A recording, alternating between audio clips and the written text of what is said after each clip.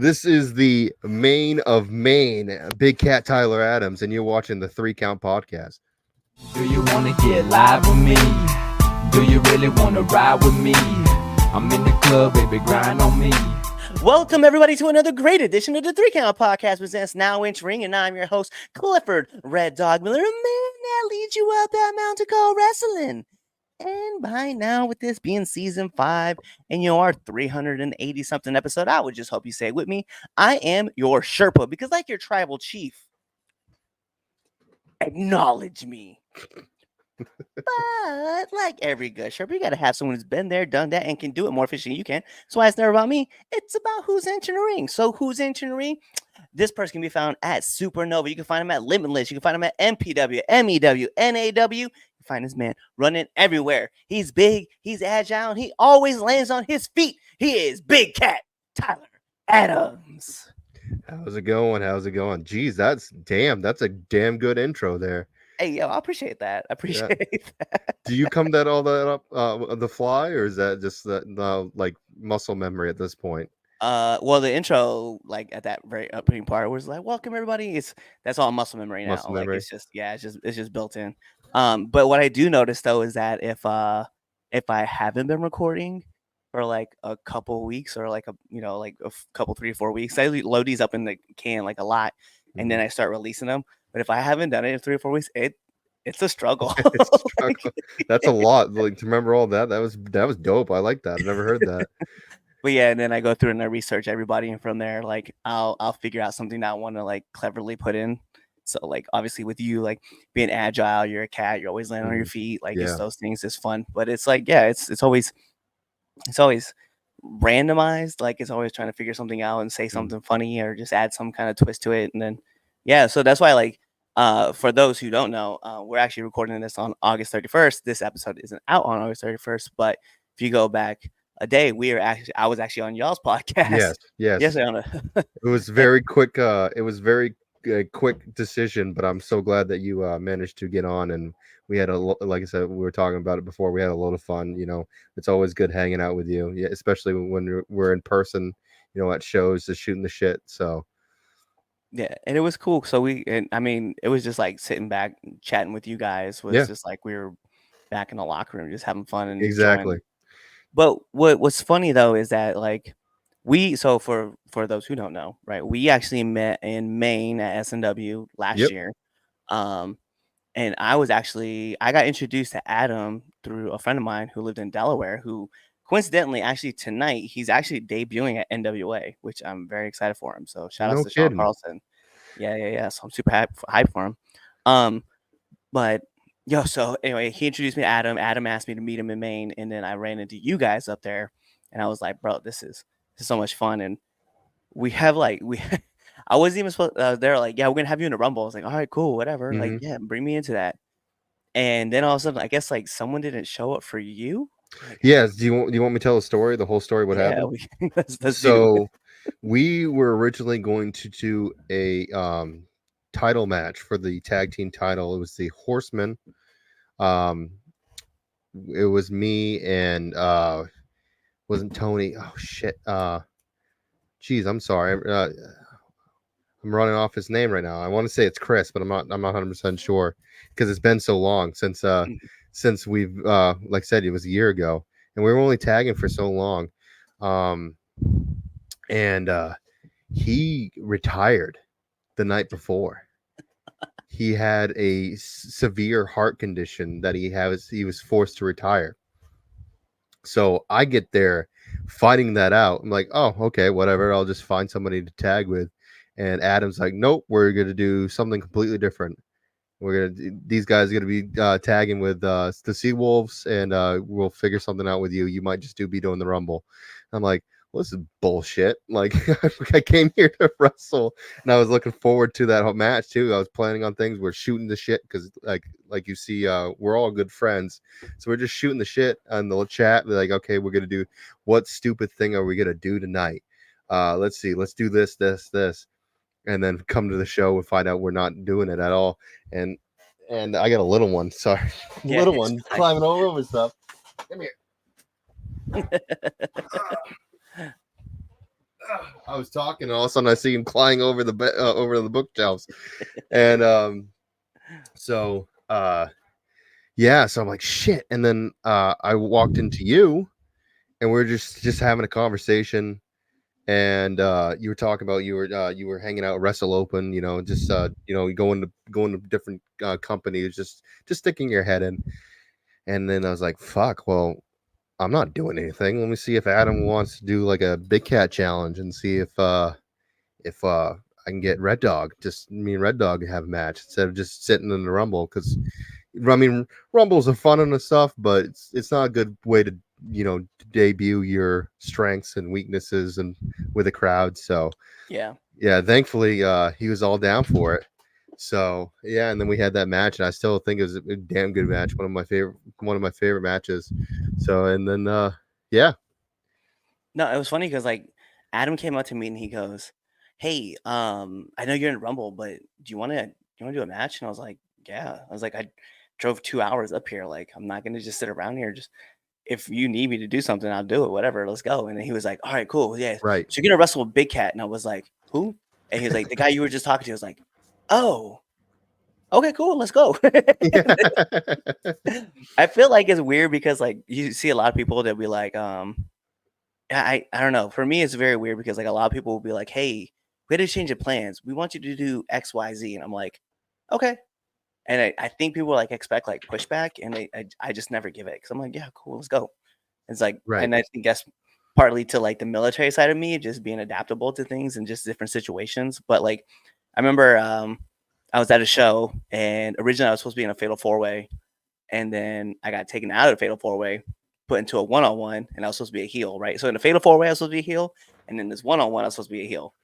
And not even like 30 minutes before the show starts, I get told, "Oh, hey, you're wrestling this other person, and you're a baby face now." And I was like, "Okay." And I was like, "Let's go, let's have some fun." Oh, So it was, it you, was like, that is crazy. I got a crazy one just like that. So I don't know if I don't think you were there, but I think it's Bell to Bell mm, Productions. I think that's what the company was. They were working with fuck I have it on my wall. I'm terrible with names. If you're gonna find that out very quick. Um, I'm pretty sure it's Bell to Bell. They were working together with another company, and they were running uh Fenway mm. last year. So a group of the dojo guys, we all go up to the Fenway, Fenway Park.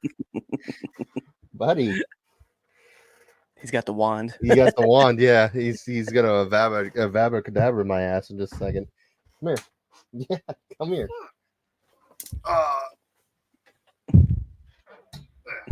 There. So, okay, hold on one second, buddy. Nope.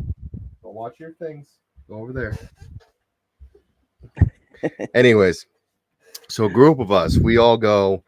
We hit Fenway Park, and it was funny because we did two different cars. We had the smoking and non-smoking car. I was in the non-smoking car because I did not want to be I'm a DOT driver, and B, I did not want to get the contact high of everybody in that car because oh my gosh, it was, I guarantee you, from the start of Maine to all the way to Boston, it was nonstop. So we made sure we were in there was different groups for that. So we actually ended up meeting up in the wrong station too. So we had to find our way to the Fenway. Met up with Dave Dyer, who was already there, which was hilarious. We didn't even in contact with him. We were just getting on the train, and all of a sudden he just walked in on the opposite side. He goes, "Oh, hey." So we get there, we get all set up, we're figuring out what we're doing, and they go, "Okay, it's gonna be the Seawolves. Big Cat, you're gonna be with the Seawolves today, and it's gonna be with Miracle Generation. Not Miracle Gen. Oh shit, hold on. Let me look. Like I said, I'm terrible with names today, and it doesn't help that I'm half awake. I can't even take it off the wall. I can't even see it because it's so small. But yeah, I'm terrible with names today. But it was I gotta look.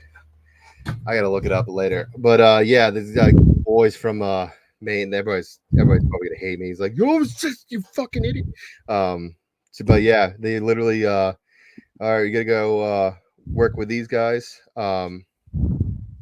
And you're on first, and it starts in 10 minutes. So have fun. And we're like, wait, what? Oh, okay. And we're not even in gear. We just showed up. So we're just like rushing as fast as we can, going like, okay, okay. And we're calling the match.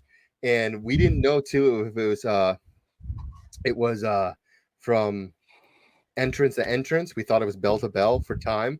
So they started, we had, I think it was 12 minutes. And they started with a like 5-minute promo.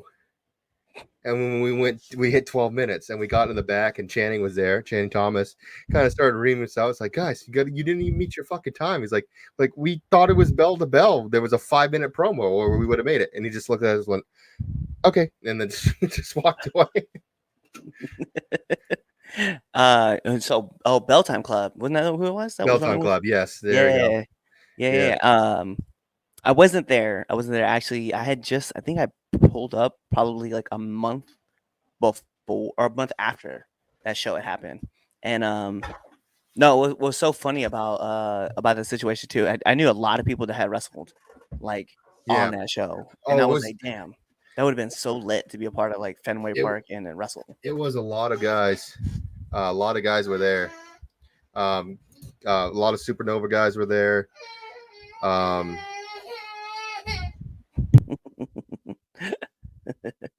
I'm so sorry. You're gonna have to do so much editing. I apologize. Don't worry about it. Even at that, we may do something, we may not. We just let it ride. Just let it ride. Fuck it. We'll do it live. Yeah.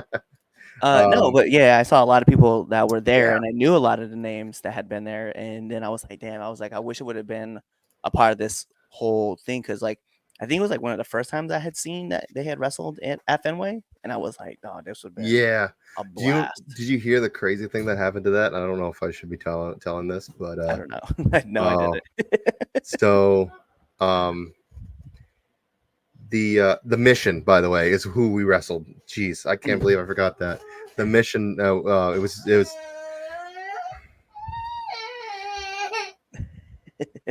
I am so sorry. It's like. He's like, man, you're fighting that. You're fighting. Yeah, that he's very tired. He's trying to get behind me and climb over everything. Like I have the whole. I took picture of the whole roster.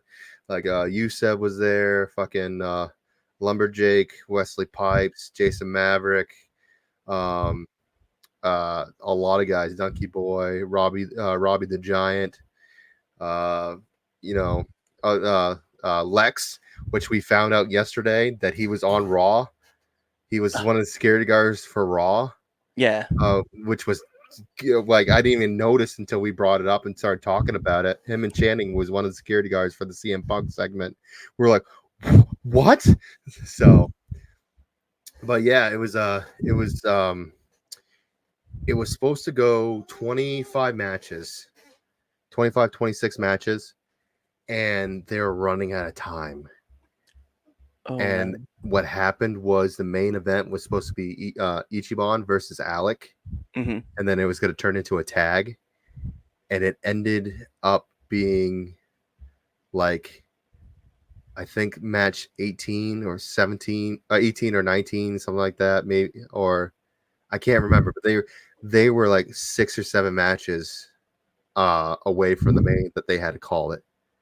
Damn. Yeah. So the main event didn't even get to happen, sadly. So it was crazy. It was and like a lot of guys too. It's like because it's the times with people who don't understand wrestling is times is very important. You can't go over time because then you have to cut time for everybody else. I think also I don't think that was explained for. I think people assumed it was bell to bell because wherever I've wrestled, whenever I'm given time, it's always from bell to bell. Never from entrance to the pin or whatever. That's the time wise. So I think that's why a lot of people went over. I think also there was a lot of matches that didn't need to happen. There was matches that went way over because they were so green that they didn't really know time codes. I think if the referee was mic'd, I think it would have been a lot better. to tell people, hey, time to go home, or good old cousin Larry from Maine screaming Chicago when that means hurry the fuck up, you're about to go over time. So I was at a show where actually I have two, so I have one similar to your story too, but I was at a show in New Jersey, and they told us that the time was 10 minutes curtain to curtain. No, I'm sorry. Let me back that. It was 7 minutes curtain to curtain. Um, and they go, yeah, so you guys go out there, do your thing, right? The first two guys took 3.5 minutes to do their entrances.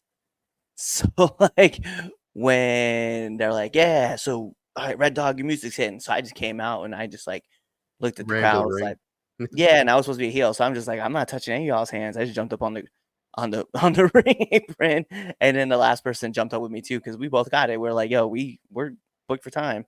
Um, and I remember like the bell ringing, and we hit a couple moves, and me and this dude named Dave, we both hit our move, and then I heard the ref go home. I was like, I'm gonna have to take this pin. Bam, get hit with this kick in the face, and like just took the pin. But it was so short. But the funny part was is that I made an impression Yeah. on the promoter really quick because I understood the assignment. It wasn't meant for me to like have a match. It was meant for me to see if I could connect with the crowd. And there was like 6 people in the crowd that just hated me, which was very rude of you people just to hate me just because you had no idea. But it also started with this kid who he was like he looked me dead in the face, and I was like yelling at this guy with a Dallas jersey talking about he was gonna take it. I was like, take what? You're gonna go home. Don't worry about it. He's like, no one even cares that you're here with the Dallas jersey. And I looked at the kid, I was like, right? And he's like, you suck. I was like, you're adopted. And like the rest of the crowd booed the shit out of me. Good. You deserve that. Uh, and then, and then like so the guy was like, oh yeah, clearly you can draw heat if you want to. And so yeah, so I had to like we had a quick think, and then like I just got hit with Yeah. the sidekick, and then I just went home. And then like I think I said it on your show, we were talking about it, where like I was just at a show just with my gear, and I was there with another person, but I was just there with my gear, and I wasn't even supposed to be wrestling. And the promoter like he was like, yo, I may use you, I may not use you, I don't know. And he's like, Oh, yeah. we're thinking about doing like a pre-show kind of thing. And so all of a sudden I hear, and I'm in the front row just like ready to watch the show, just enjoy the show. And all of a sudden I hear, where's Red Dog? And I was like, I know they're not talking about me. I'm like, whatever, I'm in the front, they'll find me. And then I hear this one person go, hey, are you Red Dog? I was like, yeah, that's me. And he's just like, yeah, you wanted it in the back. And a promoter looked at me in the face. He's like, hey, you got your gear, right? I was like, yeah. He says, like, it's in the car. I can just go get it. He's like, cool. You're going to be in the pre-show match. And we're going to start the show in like 15 minutes. So I need you to go get dressed. And you're going to be wrestling JP O'Reilly. I was like, oh, okay. Where's JP? And so JP and I'm like grabbing my gear, putting it on, and I'm just like, yeah. He's like, how long you been doing this? It's like 5 years, just under 5 years. He's like, what about you? He's like, oh, I've been doing this for like 10. I was like, all right, cool. He's like, so what do you want to do? I was like, I don't know, let's figure it out. And so pretty much it was just like, you're running face, I'm running big heel, right? And he's like, yep. I was like, all right, cool. And so my job was to put him over, but legit, the promoter was like, all right, what's your guys' plan? So he spit this idea to him. He's like, all right, great. Hit the play button, and my music hit, and I walked out the curtain. And we killed it. Like I thought we did a great job. Like I got the fans to like hate me. Some people started cheering me. But yo, it was just funny how like it all worked out. But it is crazy how in this industry, like you have to be so fluid and expect Mhm. things. And one thing that my trainer taught me was before every show, like you have to ask the question. Like obviously look at the run sheet, see where you're at, right? Figure out how much time you have, and then ask the question: is it bell to bell or curtain to curtain? Because if you don't know and you assume one thing, you could probably be way Yeah, wrong. exactly.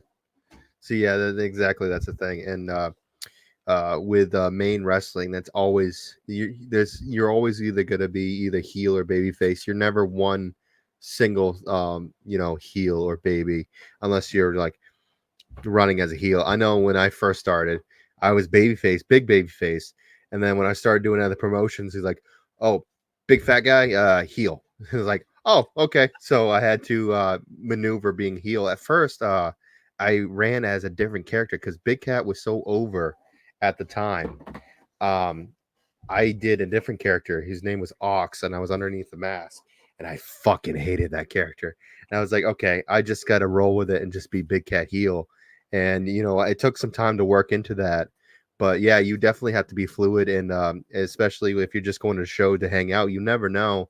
I know Jake Hess did a road trip with Ace Romero when he was starting to debut to Chaotic just to hang out, and Chaotic needed an extra member for a Rumble or for like a Battle Royal, something like that. And Hess was there and he had his gear, so he managed to get on Chaotic way before all of the other students. So you never know. Like you just got to be prepared to go, and it's cool when you have that opportunity. I sadly don't. Because I family, I don't want to be the dad who's like, okay, kids, I've been working all week, but see you later. I'm going to wrestling. Bye. Bye. A lot of people, I feel like they should have that opportunity to just to go to shows, just to either interact or uh, just shoot the shit with people and give that impression to that promoter. I know there's some dojo guys. I think they had a match uh today or it's coming up. I can't remember. It's Proving Ground. It's Jason Maverick versus Stormy Davis. Stormy Savage. They're having their match coming up just because they were hanging out Proving Ground and showing them that they're willing to work and giving a good impression to the promoter. So you never know what type of opportunities you can get here and there. Yeah, definitely. And it's one of those things where it's like you're putting in a sweat equity beforehand. And Right. then, because like for me, moving up here, like, I had like everything all set up kind of down in Maryland where like I would just travel to different places and I'd be able to work a whole bunch of different shows and like enjoy myself. And then when I moved up here, it was like, I have to rebuild like everything that I kind of worked for back Yeah. down there.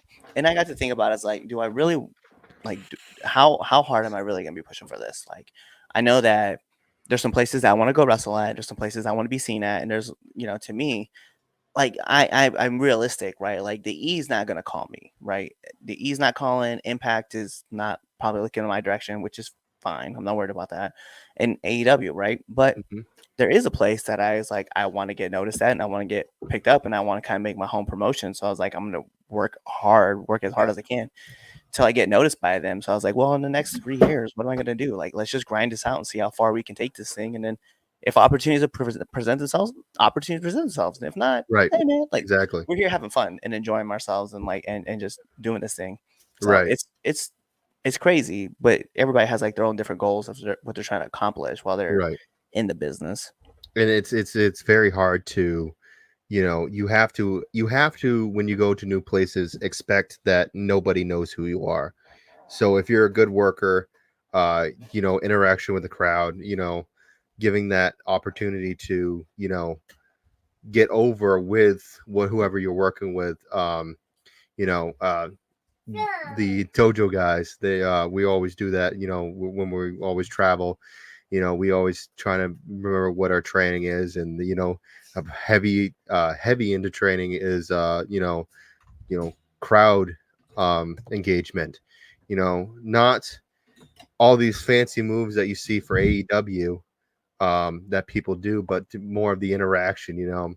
Let things sell, let things build. If you're a good heel, you want to see that baby face beat the shit out of that heel. You don't want to see that heel win.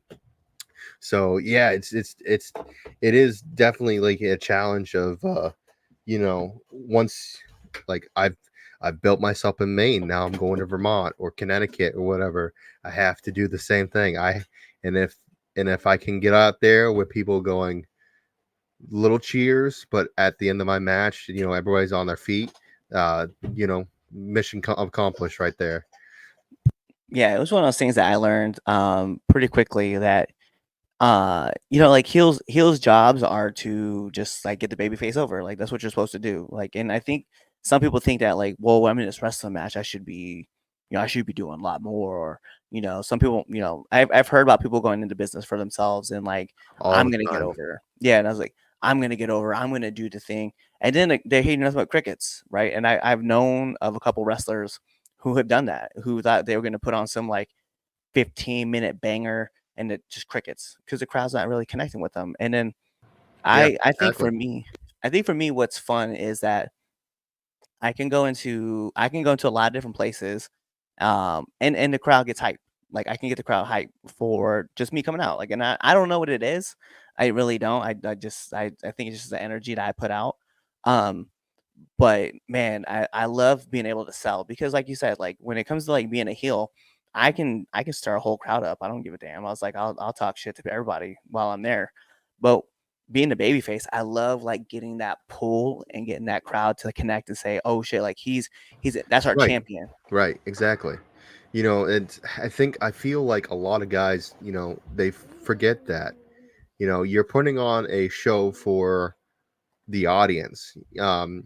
Is it cool to do all these moves and shit? Yeah, 100%. I'd love to do all these shit. I had a dark match with Donkey Boy Bandit, and we did I think it was a 10-minute match. And after the match, they our trainers, Alexander Lee was there. I think Agro was there.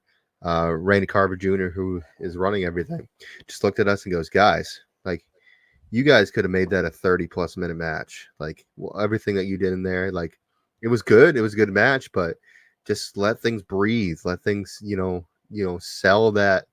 You could have easily made that 30 minutes of all that shit that you did. So it's I like you saying, like, a lot of people, I feel like too, like, they want to do all this stuff. They're not willing to take things. I've no matches like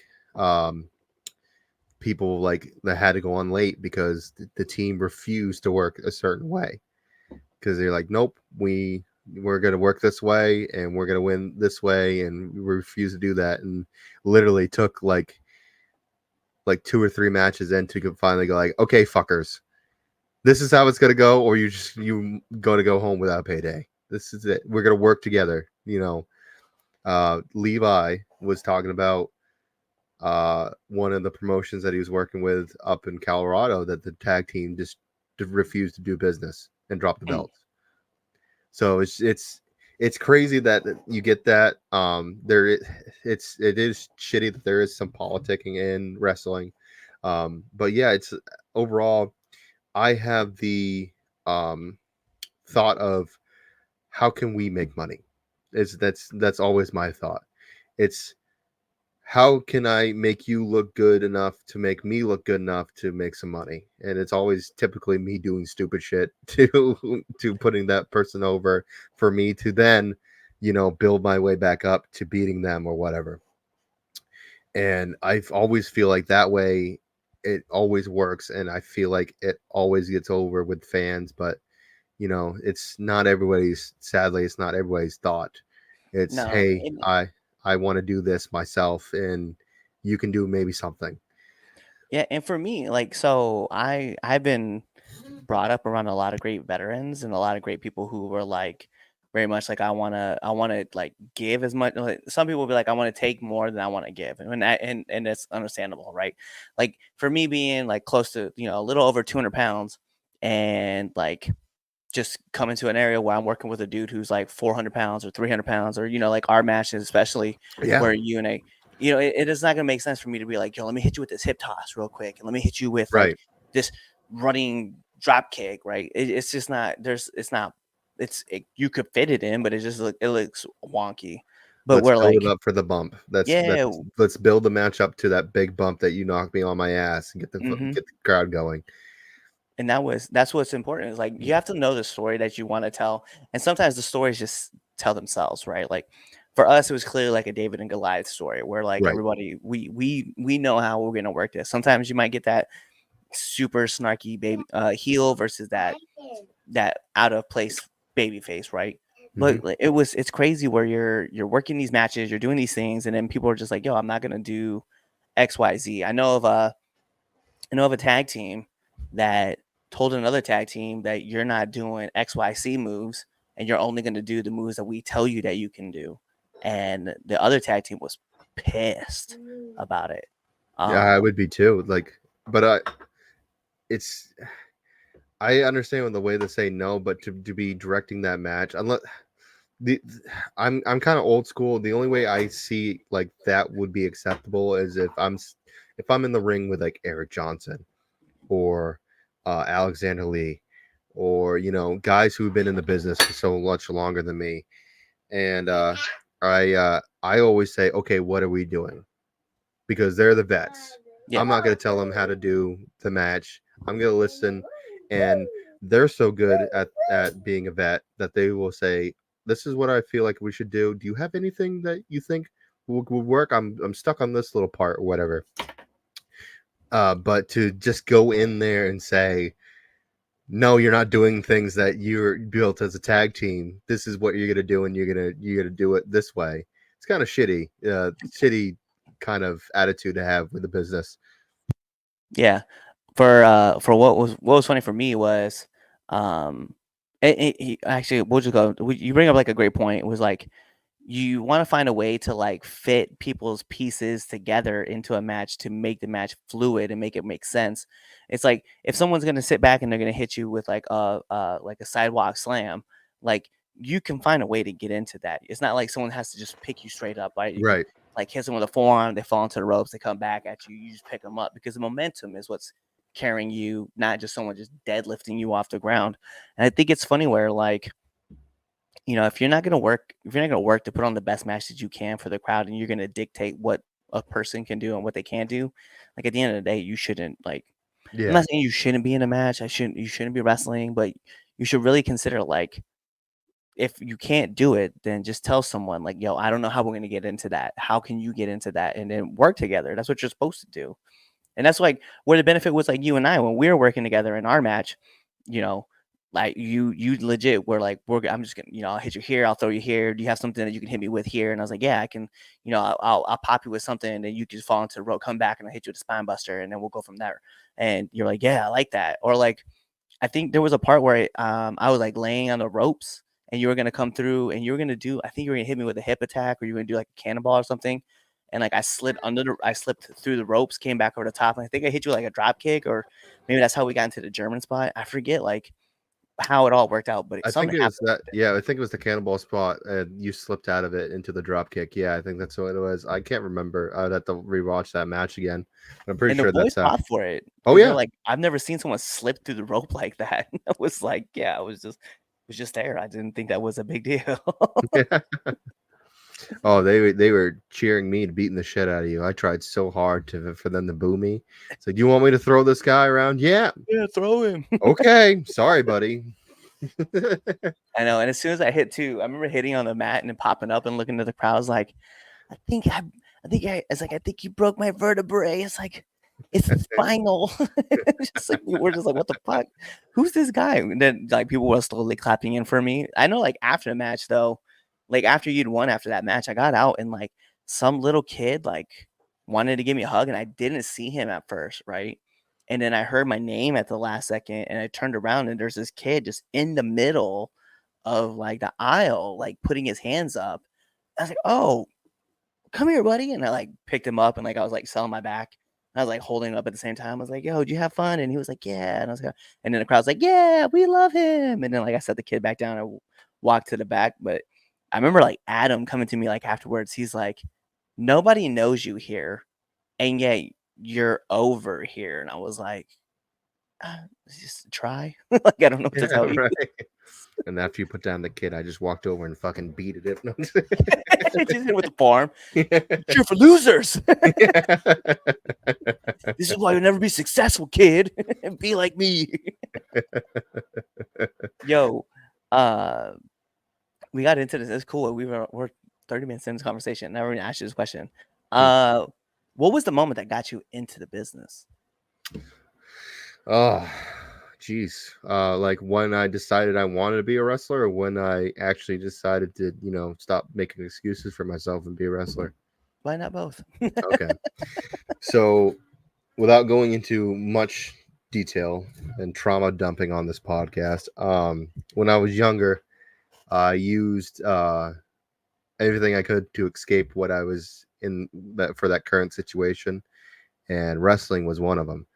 And I was always looking forward to it was Monday Night Raw, and CM Punk was like my main guy all the time, even with the cult shit. I loved it. I loved all that shit. And it wasn't until Money in the Bank with the John Cena shit. Blow kiss, say bye, see you later, bye. I was like, yeah, like I definitely want to do this shit. And the funny thing is, like right after I tried to see like what opportunities there were to wrestle, and there was at the time it was IWE, and for people who don't know, IWE that used to be run at one time by Eric Johnson. He used to own the company, and they would not really have a training school. It was a training school, but not a training school. The training school was literally they. Now you're on mute. And I shut off. They get to an event, and they set up the ring like 4 or 5 hours before the show, and they train. That's how everybody got to learn how to do stuff. I don't know if it was really trainers there or if it was more just people just teaching each other how to do stuff. So at that time, I was like, "Oh, this is what I want to do." I didn't have a car, so I really couldn't do it at the time. But I was just like, "Oh, we'll see how much it is, and maybe I can work my way to it." And that time it was like almost $3,000 a year. Mm. It was ridiculously expensive. I'm like, "Whoo, holy shit!" No, I'm not going to do that. And then in my later years, I was like, I wanted to do something because I had a amateur wrestling background. I did amateur wrestling from third grade to freshman in high school, and I was like, I got to do something with that because at that time, MMA, not MMA, UFC wasn't really a big thing like now compared to what it is now. Yeah. And I was like, I got to do something with this and be able to, or I got to do wrestling. And then I was like, I really can't do wrestling because I don't have that type of money. And at that time, I think IWE was dying or going away because of things that were happening in the company. Eric sold the company off years ago, and the people who are now running it, there was some things that aren't really good that you should be doing going on with the company. So I went to go do MMA, and then as I was like literally about to walk the building, I'm like, no, I can't do this. Like the thought process was I think I was 24, 25 at the time. It's like I haven't been doing this for at least 8 to 10 years, and people haven't stopped since they were, since they've been doing it. They've been going, and like I'm probably gonna get in there and get my ass handed to me. So instead of, making a joke out of myself, I'm just not gonna do it. So I was just kind of like, well, okay, this is just my life now. I'm just not gonna do anything, even though I still, had those thoughts of, oh, I should do wrestling, but it's like, whatever. It's like you can't really do it till I think it was 18 or 19. 2018, 2019. My brother was talking about oh, hey, have you seen Limitless Wrestling? I'm like, no. We're like, it's like, oh, dude, they're doing like a bunch of cool shit in Orno. At that time they were doing they had the I think it was the hardcore match with Danger Kid and Alexander Lee. It was fans bringing the weapons. It was hilarious because instead of thumbtacks they used gummy bears, and Oh my god, that's amazing. Yo, it was this gives hilarious me an too. idea now. It was hilarious too because Alexander Lee said he was starving, and they did a spot where he missed the thumbtacks and Danger Kid got him instead, and he just started picking up the gummy bears and going, oh nom nom nom, oh nom nom, start eating the gummy bears. He's like, dude, I was so hungry and they look so good, so I just added that to the match. But yeah, my brother's like, oh, you should check him out. I'm like, oh, I'll check him out. So I checked them out and saw that they had their own school. And I'm like, it's probably going to be the same thing. It's probably ridiculously expensive. Contacted Randy Carver, and he goes, no, this is it. He was basically like a gym membership, a monthly gym membership. It's like, oh, perfect. And then I sat on my ass for like 3 months because I was like, I don't know if I should do it. I don't know if I should. I shouldn't. And my wife, I was gonna say sister, I don't know why.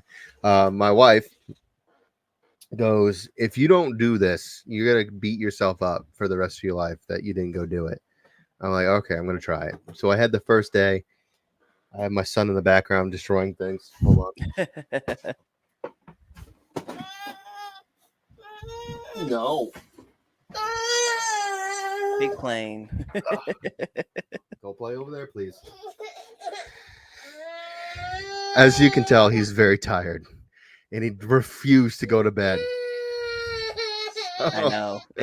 I remember that age too. Yeah. Like, well, sidebar your story, but yeah, I remember that age because I remember my little one when she was like just getting to that peak of like, yo, I'm tired of naps and I don't want a nap. I'd be like, yo, just go to your room. Just I put in her room and I'd be like, just you'll figure it out. So like at like 3 or 4, she finally was like crashing and stuff like that. But like right before that, man, I remember like I was working at GameStop, man, and they used to like. By the way, not that I would actually. You know what? I allegedly was working at GameStop, and allegedly would have these meetings on Sundays where like I would have to be in a room in a quiet room because like couldn't have any background noise. And there would be times where like I was like, "Yo," my daughter would be in a playroom with me, and I'd have to mute my mic and let my child run around. And it'd be sometimes where she'd be like past her nap point, and like, yo, it was terrible. Yeah. I hated it because I was like, yo, can't talk, can't do anything, can't participate in these conversations. Gotta listen to people, gotta listen to people read a book. And I was just like, it was ridiculous, man. So yeah, I know, I totally get where Yeah. you're at.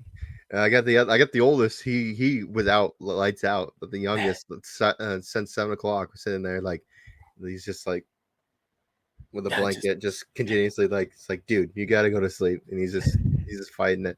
I know as soon as we're done with this and I lay him down, he's just gonna crash yep. immediately, just out cold. Like, but it's just to continue the story. So yeah, my wife told me. So I went there. First class was with not Danger Good, Dylan Nix, a guy who didn't make it. He decided to go somewhere else with his career, and Eric Johnson was the trainer. And I haven't done anything athletic since I was in high school, and I used to be out of high school. I was like almost 300 pounds. Dropped all of it from working with Walmart, pushing carts all day. Went back to like 260, and now I'm again at 370. So I wasn't used to like this fatness of a body, like because I've always been like good shapes for majority of my life. And we're just doing the simplest shit, and I was trying to do it and I couldn't do it. I'm like, ugh, you're right, I shouldn't say naughty word, I'm sorry. And I was like, ugh, like this is not good. And talking with him afterwards, and like he's like, you must feel like you're like you shouldn't be doing this. This is like magic beans like in your body jumping around. I'm like, yeah, 100%. And he goes, well, if you enjoy it, the stuff you've done, the second hardest thing was to show up. Now is the hardest thing is to come back. And I'm like, okay. So, and at the end of that class, I was honestly debating if I wanted to come back, but those words in my head continue on, telling me like, yeah, it's just like, I'll give it one more try. And then that was the mega class. That was with Danger Kid and Agro and Eric Johnson, all training. Eric was with the more of the greener, the people who are training. Agro and Danger Kid was more with the guys who are more advanced. And that's where I met everybody. Dave Dyer, Dylan. I already met Dylan Nix, but he was there. Connor Hex, which I hope he comes back. I love that guy. The Drifters, Jesse Nolan, bunch of other guys. Mac Daniels, like pretty much everybody from the dojo and has trained in the dojo was there. And I just could not stop talking on the phone after class and like of how much fun it was. We're just shooting the shit, having fun. So yeah, it's like after that, it's been nonstop going, training hard, trying to get into class still, like because training never stops. Even though if you feel like you've gotten like, because as you can see, belts behind me, I'm MEW and Supernova tag team champions with the Wild. Even though I'm champion, I still feel like I should be trying to improve myself every day.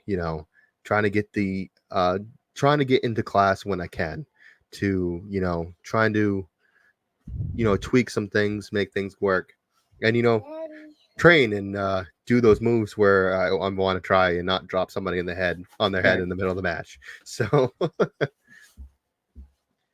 No, yeah. it's important though. Like, and like you said, like if you're not actively in the ring, like training those things, you should be doing something to help get yourself better, right? Like I know for me, it's hard for me to get into a ring. Even though it's really weird, I should be able to theoretically find a ring to be able to go work and train. But because I'm not training, like I'm always like in the gym, like working Mhm. out or working on my cardio or like watch match studies, right? Or I have this podcast and I get to talk to other people who are more veteran than me about wrestling, and we talk about like psychology of wrestling and things. And it's crazy because it's like if you're not actively doing those things to get better, then like what are you really doing? Like what are you doing in this? What are you doing in this Right. sport, this performance, this business, whatever you want to call it, right? What are you doing? Like what you're just kind of there, like, and you're not Right. working to improve. And that's ultimately the reason why we all got into this is because we were marks and we were like, yo, Yeah. we want to be at WrestleMania in a main event competing against whoever for the championship. Like that's what we all told each other, right? Right. When we were like, we got there. And then now look at us, we're all like, oh well, and maybe we're not all gonna get to the E and wrestle at WrestleMania, right? But we all got in here because we love this business Right. and we want to be the best. We want to get the best Right. out of what we're doing. And we said it yesterday on your show, like you're gonna get what you put into this. Like, and if you're not working at it, you're not actively getting better or stronger or Right. working whatever. Right. Exactly. What are Uh, you doing? yeah. Well, if you're in Maine, you can always stop in at the dojo, Limitless Dojo. Yeah. Talk with Yeah, Randy Carver Jr. I don't think you'd have any problem fucking you know, there's always days too where there's just a open ring. A lot of guys do that just to, work on shit. Me and Dylan X, we work on some stuff here and there if we can't make it to class. I guarantee you, like, just shoot up Randy Carver Jr. when you're in the area.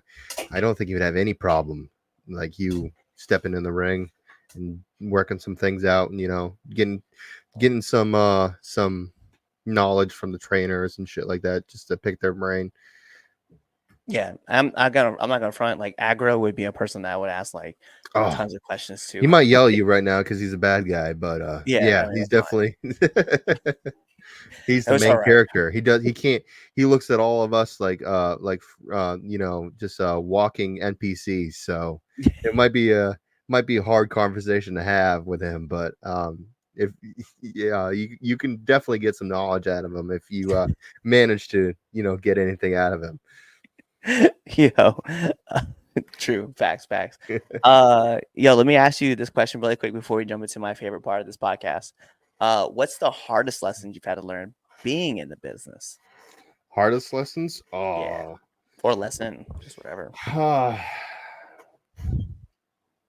Hardest lesson I think is not to beat yourself up when the match goes bad.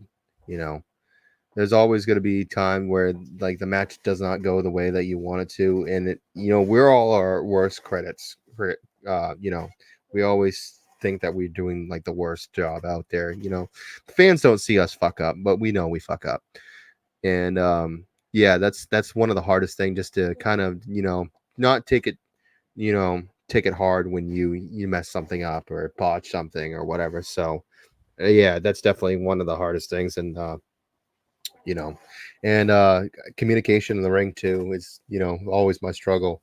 Because not even though we work with dojo guys, not everybody knows what we're doing. I've found that, figured that out, and I keep figuring that out. When we grab people a certain way in the dojo, they kind of know what we're doing. Not everybody knows what we're doing, so so No, I understand. I understand that a lot. I know, like for me, like popping up and like going to a couple different places and like learning from different instructors and stuff like Mhm. that. It's like everybody has like their language that they want to use when it comes to wrestling. So it's always like to me, it's always crazy to think about like how much you have to learn and understand. And then, like, and you said it best, like, you can't beat yourself up. Like, this business has a lot to it, and there's always something new that you can pick up and learn and run with. But yeah, ultimately, like you have to take the time to like slow down and think about like, all right, bro, like where am I at? What am I trying to learn? And then like, not beat yourself up and be like, this is still a learning process. I tell people all the time, Right. like wins and losses like don't matter. No. It's did you learn something Right. from what you were doing? That too, and like even though you said like 5 years, like I've been in the business for 3 years, and that might sound like a lot to people, but that's you're still green. Like that's you're still learning like how to make yourself better. You know, you're not as green as somebody who just came out from training, but you're still trying to learn everything. And the best way to learn, I feel, is to not everybody's going to have a great idea, but always have that thought of that idea or something that in some way you can tweak it. You know, I'll take like advice from like a lot of guys, but then somebody who's not the same my style and that tells me to do something this way. I'm probably not going to do that. However, I'm going to probably tweak that idea and be like, well, that's not going to work for me, but if I do it this way, it probably would work a lot better, something like that. So it's always a learning curve. It's always you got to keep going at it. And no, there are guys who have not trained at all and can step in a ring and it's like they never even walked out of training. I'm sadly not one of those guys, but yeah, you got to be on it if you want to improve. I've always told this to the guys that the goal of the podcast, the goal of my channel is to get popular enough where some weekends we can just get a car and just travel like a lot of the guys do. They hit like different companies and then work their way back. I would love to do shit like that over a weekend. So yeah, just it's constant love. Let's keep growing and let's keep on getting better. Facts. And it's something that you get with like a lot of match time too. Like when Mhm. you're on the mat and you're in the ring constantly working with people, different people too at that, like you're always gonna pick something new and you learn something different from everybody. And Right. I love being in a ring with just a whole slew of people because the more people that I can kind of pick their brain, the better like I know I'm gonna be. And it's crazy because like I recently just had someone who is a promoter, right? Was asking me for advice for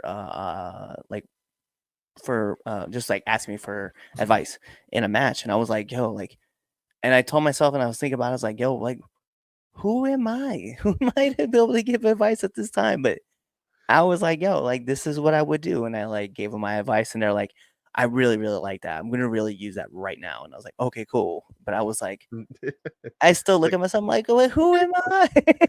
okay. Should I I'm be a running this company then, or yeah, I was like, "I'm a nobody." is this Like, I'm just a Supernova? Are we random talking about Supernova? No,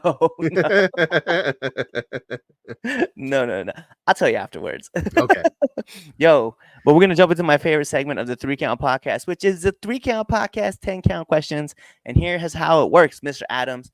I'm gonna fire off 10 questions at you rapid fast, and whatever your answer is, that is your answer. Oh God. Okay, I'm terrible at Yeah. this. So we're gonna put on an imaginary timer for added pressure. Bing! And in the words of my favorite commentator, Mike Goldberg, here we go. SmackDown or Raw? Raw. Favorite actor? Favorite actor? Jason Tatham. Let's Taysom. go. Waffles or pancakes? French toast. I like that. I like that. Favorite TV show? Oh, right now it's My Hero. But Uh, it was Kaiju number 8. okay, I like that. I like that. Marvel or DC? Marvel. Favorite movie?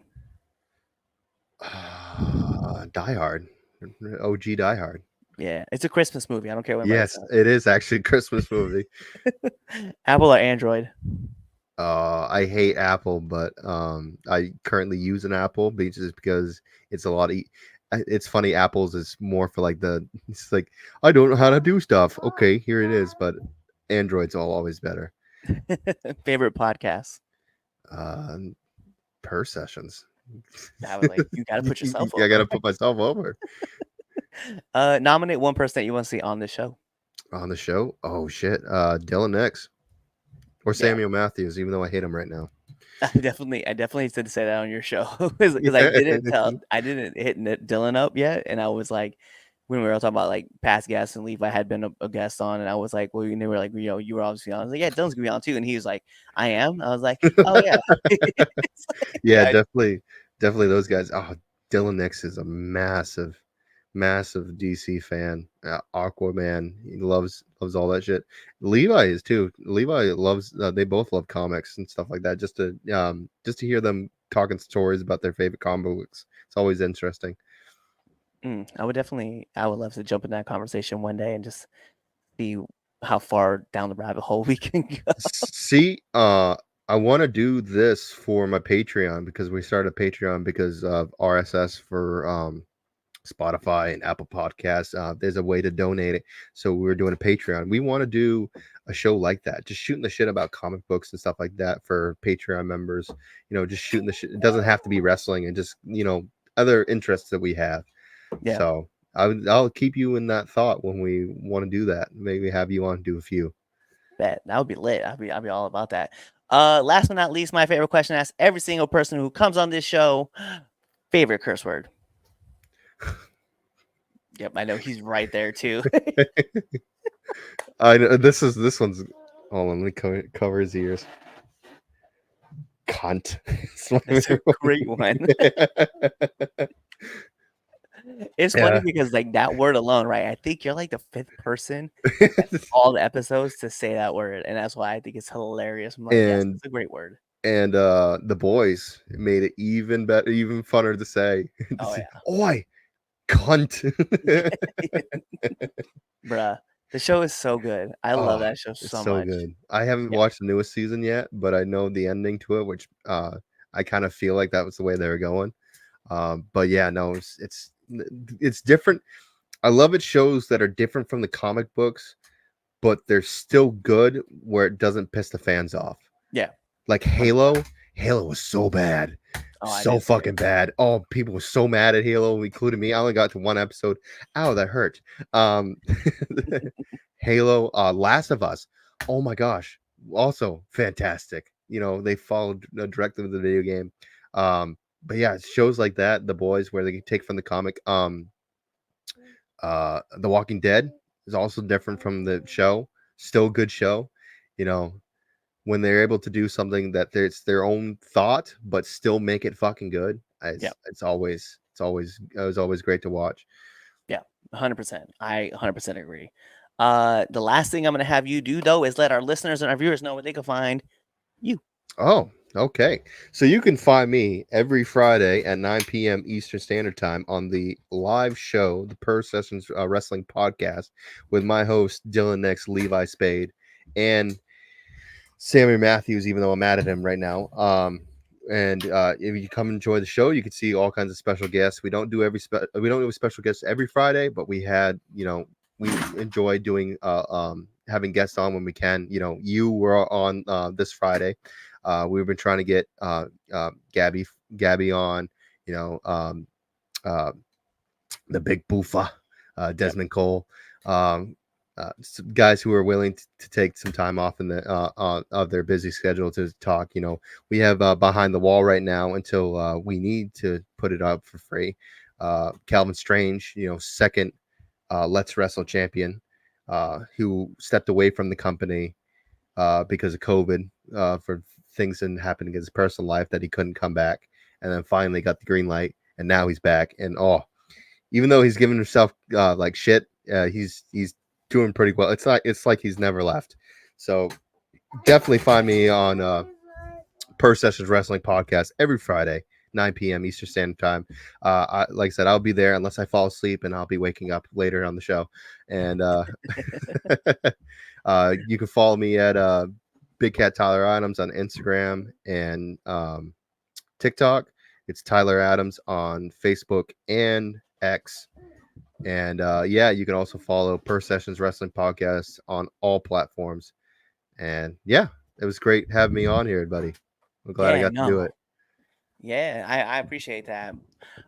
But like every great part of a wrestling match, we gotta take this home because this is the Three Count Podcast presents Now Entering, and I'm your host, Clifford the Red Dog Miller, the man that leads you up that mountain called wrestling. And like I said, Asher sure was never well meets about who's entering. So who is entering the ring? You see him right there, the big cat, Tyler Addams himself. And you know what that means. Tune into our next episode and be there, or you're really just kind of waiting for this episode to end. So by that means is you're subscribed to our YouTube channel, you're checking us out on Facebook, you're even listening to us on Spotify, you're following us there, you're even checking us out on Amazon Music, even that dumb app with the stupid jingle that goes iHeartRadio or whatever it is. You're buying our merch on foryourwear.com, or you're even buying it on prowrestlingtees.com, whatever store's still kind of up. And then, you're telling your mom about us, you're telling your dad about us, your aunties, your uncles, your best friends, your enemies, because we love haters too. You're doing all that stuff, or really you're just kind of waiting for this episode to end. You're waiting for the outro, and then you're choosing another episode to listen to. Kawaii. What's going on? It is Clifford Red Dog Miller, the man that leads you up that mountain called wrestling. And what we need from you guys is to kind of show some support, right? We want you guys to go to our YouTube channel at the 3 Count Podcast, go on to our Twitch channel, 3 Count Pod, or even our Facebook page, 3 Count Podcast, and just give us a like, follow, subscribe, even give us a comment, right? Do all that cool stuff. Share it with your friends, share it with your family, share it with your enemies, right? Or you can even come talk to us and just chat us up, right? Find us on Twitter at 3count_pod. Find us on IG and on TikTok at 3 Count Pod. Go ahead and leave us those comments. We want to hear from all of you guys. We're going to keep putting on videos and stuff like that. We want to keep making this content better, so we want your guys' support. Also, if you guys want to, go support us at prowrestlingtees.com/the 3 Count Podcast, or even find us on foryourwear.com. Give us the support. Show us your guys' love, because we want to give it right back to y'all. So, in the meantime, between time, love y'all.